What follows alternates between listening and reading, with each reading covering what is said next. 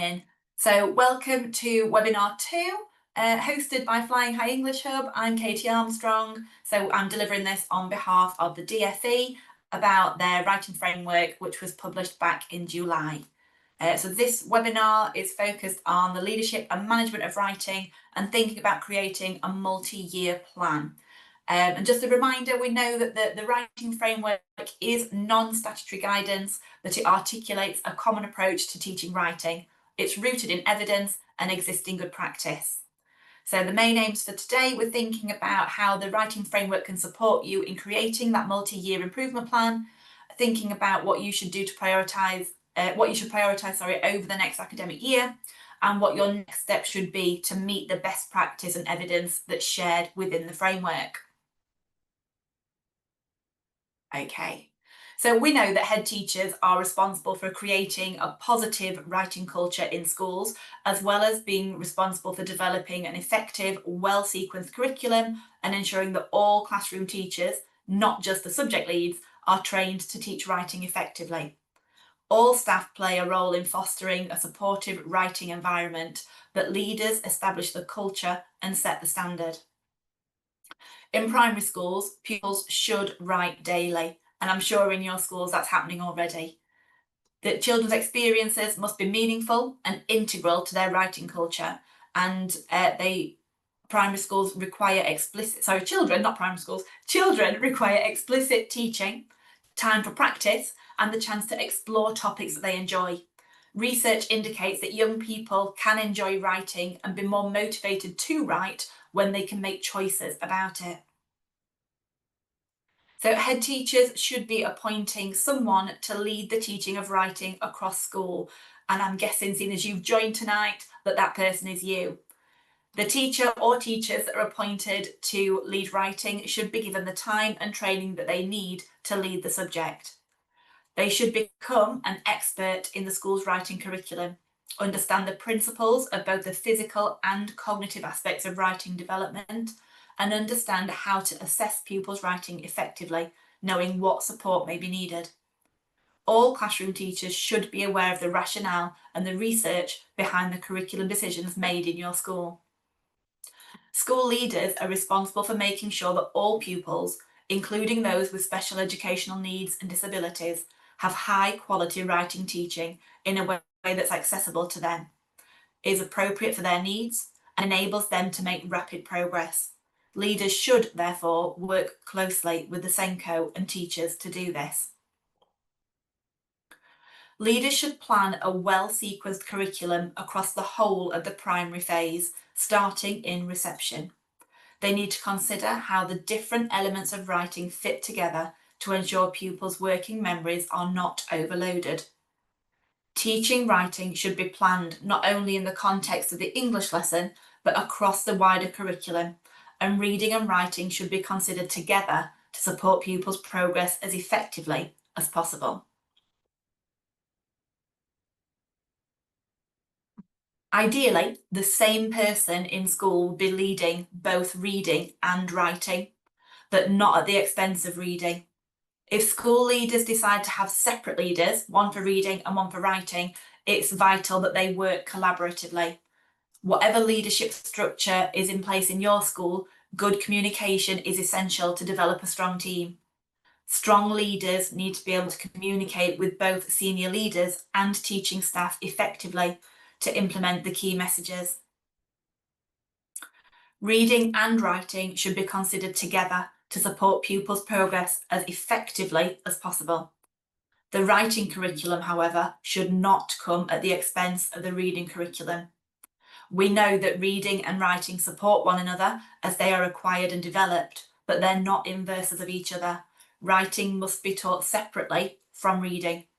Teachers will want to use the interdependence of reading and writing to support teaching, but this must not come at the expense of pupils' enjoyment of reading. It's important to distinguish clearly between reading as a reader and analysing text as a writer. So as we discussed in the last webinar, there are some myths that have been brought about from the writing framework, and one is that schools need to overhaul their writing curriculum straight away.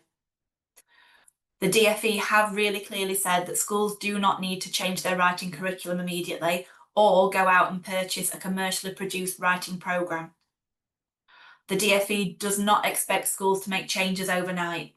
Instead, they recommend that you use this academic year, so 25-26, to focus on becoming familiar with the writing framework's guidance, use the audits to help you evaluate your current practice and what's currently going on in school. Then start thinking about developing an effective writing curriculum action plan. This process will take time. We know we're not going to fix writing overnight. So consider creating a multi-year plan that addresses the necessary changes across the whole school and prioritises them accordingly. Do all try to avoid focusing too heavily on test preparation. We know that teachers are required to make statutory teacher assessment judgments about writing at the end of reception and at the end of Year 6. Inevitably, teaching is influenced by these assessments, but while preparing pupils for the assessment is valuable, it can take time away from developing a wide range of skills and knowledge, potentially stifling creativity and critical thinking. Developing an effective writing curriculum and seeing the impact takes time, and a multi-year plan considers the changes that are needed across the whole school and how to prioritise them. We need to think about prioritising reception. Acknowledging the importance of securing automaticity with transcription and the government's plan for change ambition for more children than ever to reach a good level of development at the end of reception by 2028, schools may consider prioritising the reception year first, particularly early literacy skills such as writing. Reception support for schools will be available through us as English hubs in the next academic year. The details of this are currently being developed and we'll share further information in due course, but it's something to be aware of and to listen out for towards summer term. Given the importance of securing automaticity with transcription, it may be sensible to secure the high quality teaching of this first, while developing plans for the broader elements of writing, particularly teaching about sentences. Early on, transcription and oral composition should be the focus, until pupils achieve sufficient fluency with their handwriting and spelling to free up enough cognitive space to focus on written. Pupils should be provided with plenty of opportunities to practice their sentence construction skills, which will help them to become fluent writers. It's important that children are not asked or expected to produce lengthy pieces of writing that are beyond their capability or unnecessary for the task. Over the next few slides, we're going to look at more detail about each of these three considerations. The reception year, we've already said, has got to be a priority. The emphasis in reception should be on building the foundations for writing, the transcription and the composition. Reception year plays such an important role. These foundations support pupils throughout primary school and eventually underpin their success in the end of key stage assessments in Year 6, preparing them effectively for the secondary education. To make sure children get off to the best start and to give them the best chance of later success in writing, the emphasis in reception should be on keeping things simple and doing these simple things well. Teachers should therefore introduce regular explicit handwriting instruction, which is in addition to your phonics lesson, early in the reception year. Teachers should plan for regular teaching and practice. Many schools do this already, and this happens daily. We want to ensure that correct letter formation becomes automatic, efficient, and fluent over time. As with reading, writing composition also depends on language, so it's important to develop children's skills in communication and language, including the ability to speak in sentences and to compose orally. In the early years, high quality interactions between children and adults, where adults' own language provides a model and where adults follow the child's lead, narrate their play, and echo and expand on what the children say in complete sentences, play a vital role, as does helping children to join in and repeat using call and response or back and forth talk. Combined with shared reading, storytelling, and the learning and repetition of rhymes, poems, and songs, these interactions foster a love of language. And while children are developing their ability to form letters and spell in reception and developing their language skills, the majority of composition should be oral. They should therefore be taught how to compose simple sentences orally, preparing the ground for writing sentences later and for punctuating them accurately with capital letters and a full stop. Visual prompts, things like storybooks and photographs, along with sentence stems, can support pupils to organise their spoken language into structures that are suitable for written language. A webinar which focuses explicitly on the importance of the reception year will be delivered on November the 25th. So that might be of interest to leaders and also early years teachers. So please do join us for that one. Priority 2, the focus on transcription.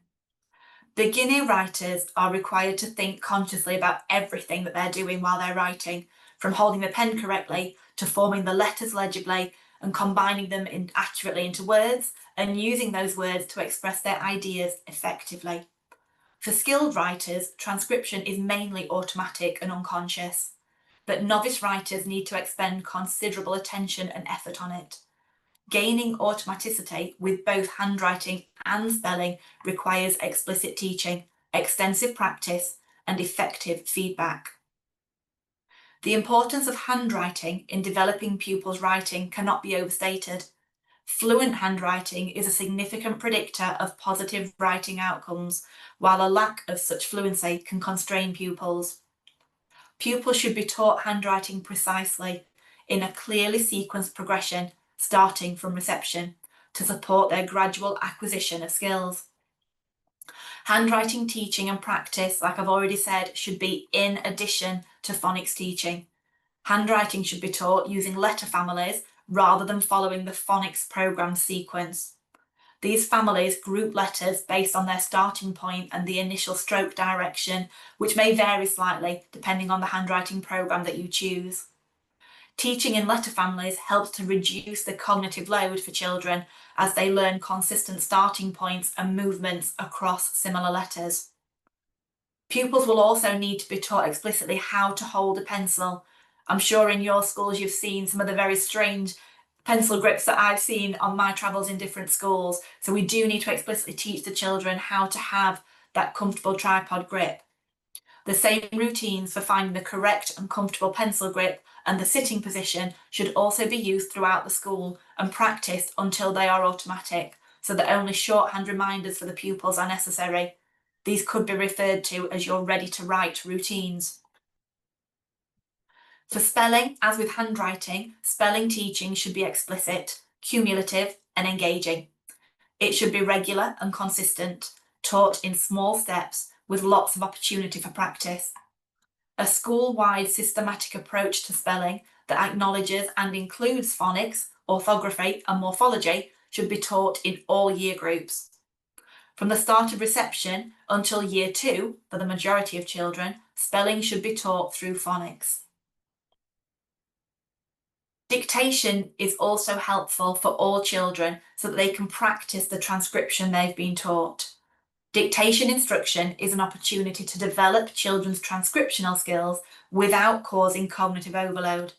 It allows pupils to improve handwriting and spelling without combining this with the extra effort of composition.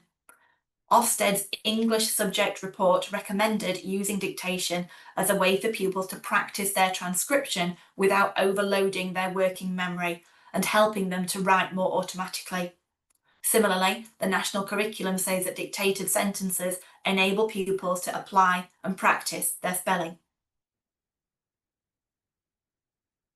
A growing consensus from research and practice in schools indicates that the best way to teach pupils to write is by teaching them to master sentences.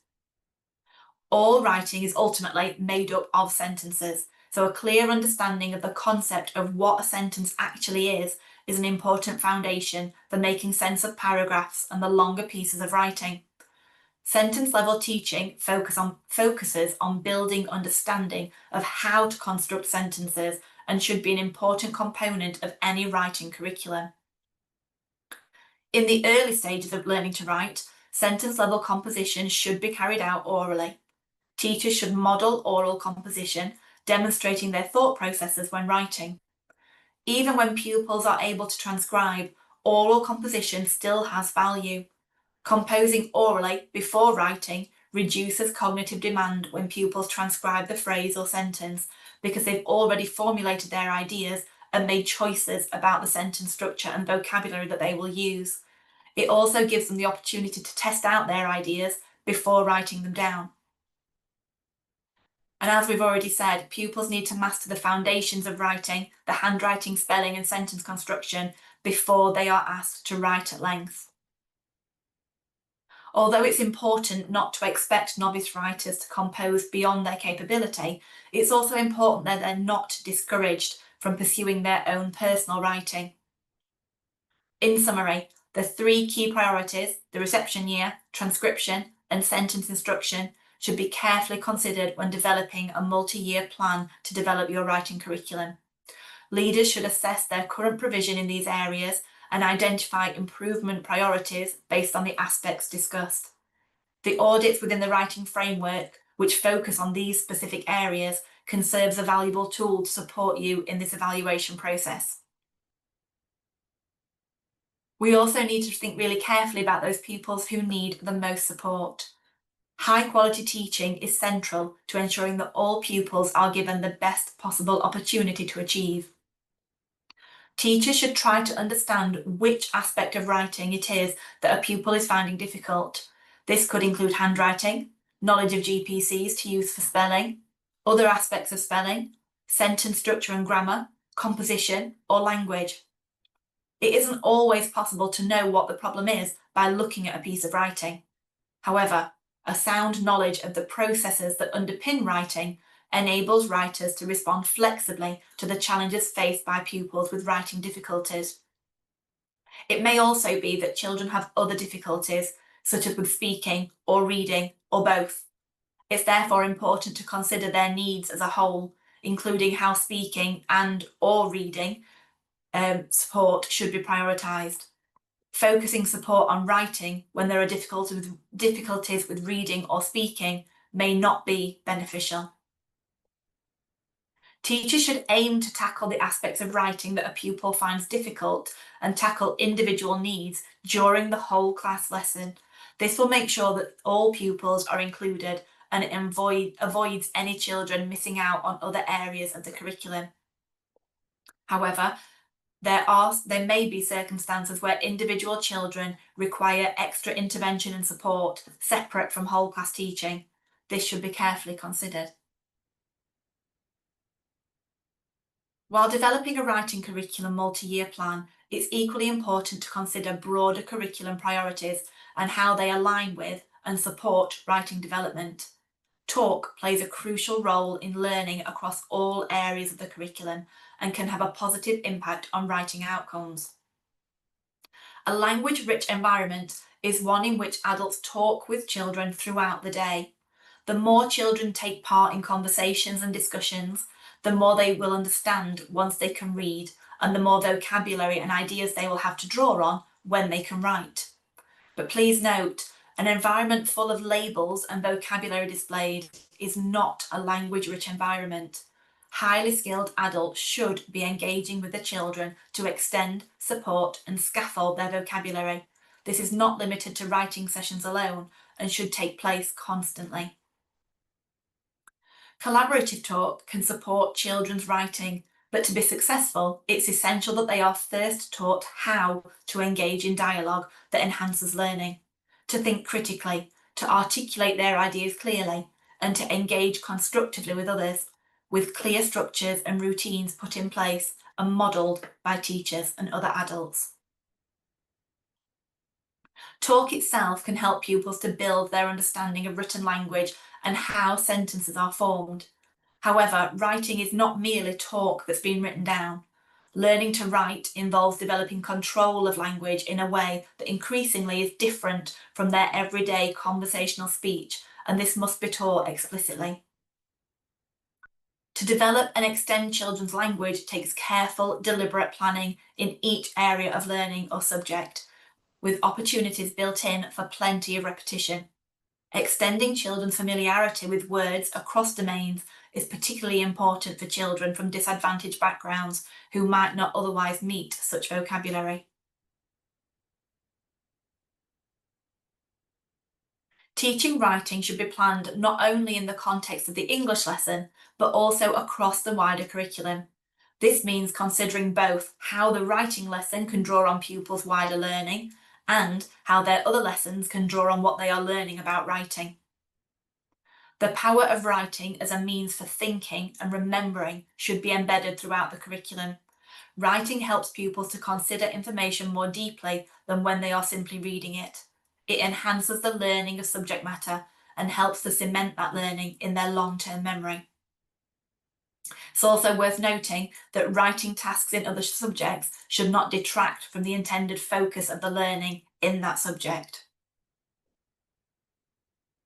So thinking about next steps for you then, the writing framework is the DfE's first step in a longer term strategy to support schools to improve writing teaching and attainment. We know it will take time for schools to plan and implement the changes that may be needed to have a long-term impact. As leaders, we need to start thinking about that effective writing curriculum action plan, thinking about using the audits in school to evaluate your current practice, and ensuring that staff attend the subsequent writing framework webinars to further support implementation advice and support. Class teachers should also be aware of the writing framework and its key messages, but they can also use the audits to evaluate their classroom practice and use the guidance, particularly the appendices, to support teaching practice. And again, attending these webinars will also support. We have got more webinars on the way. The next webinar, as I mentioned already, is focusing on the teaching of the importance of reception and is on the 25th of November. Webinar 4 will focus on transcription. That will be in January. We're just awaiting the DfE to give us the exact delivery windows of when that's going to be. Composition, again, will be sometime in February. And the final webinar will be focused on those children that need the most support to develop their writing, and that will be at some point in March. Thank you for joining us this evening for this webinar. I hope you found it useful, and I hope to see you at the next one.